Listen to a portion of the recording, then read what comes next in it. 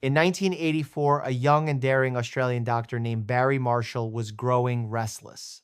Patient after patient came to him, clutching their stomachs in pain, plagued by a condition that had frustrated the medical community for decades: stomach ulcers. These were not mere annoyances. They were deep, raw sores in the delicate lining of the stomach and upper intestinal tract, often so severe that they demanded hospitalization, and in some cases, even surgery. The standard treatments of the time were lackluster, offering only temporary comfort before the pain inevitably returned. The prevailing medical wisdom was firm and unquestioned. Ulcers were a byproduct of a stressed mind, poor diet, or an overproduction of corrosive stomach acid. The idea that a microbe could possibly survive, let alone thrive, in the acidic inferno of the human stomach was dismissed outright. Yet Marshall had a different suspicion, one that placed him at odds with some of the most respected medical authorities in the world. He believed that ulcers weren't born from emotions or an excess of acid, but from an infection, a bacterial invader lurking where no life was supposed to exist. It was a radical hypothesis, and the medical establishment met it with outright skepticism. There was no definitive proof, no study that could silence the critics. So, in a move that blurred the line between courage and recklessness, Barry Marshall decided to conduct the experiment on himself. He collected a cloudy broth teeming with bacteria from the stomach of one of his patients, the very organism he suspected of being the hidden culprit, and drank it. In that moment, he became both the doctor and the test subject, swallowing what could potentially make him gravely ill. Within days, the transformation began. Marshall developed the very symptoms he had been treating in his patients: gnawing abdominal pain, bloating, and waves of nausea that escalated into vomiting. His body was mirroring the suffering of those who had walked into his clinic. 10 days later, with his health deteriorating, an endoscope was slid down his throat, revealing the living proof of his theory. His stomach was inflamed, ravaged by gastritis, the hallmark precursor to ulcers, and it was teeming with the same spiral-shaped bacteria he had ingested. There it was, alive and multiplying in what science had long assumed was an uninhabitable environment. Marshall's self-inflicted illness dismantled a deeply entrenched medical myth, the belief that stress, spicy food, or acid alone caused ulcers. It also challenged the arrogance of assuming that centuries-old dogma could not be wrong. Initially, his peers called the theory outrageous, even laughable. But Marshall persisted, and alongside his colleague, Dr. Robin Warren, he continued to gather the evidence the medical world demanded. 2 decades later, their work was celebrated globally when the duo was awarded the Nobel Prize in Medicine in 2005. The stomach, it turns out, is far more complex than the textbooks of the time suggested.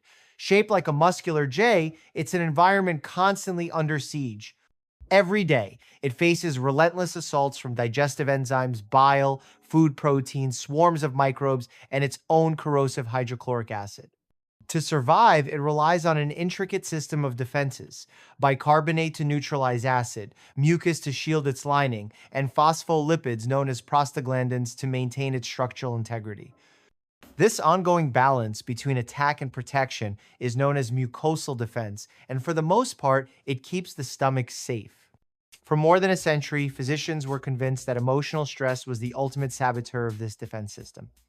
Patients were prescribed tranquilizers, sent to health spas, or advised to relax their way out of illness.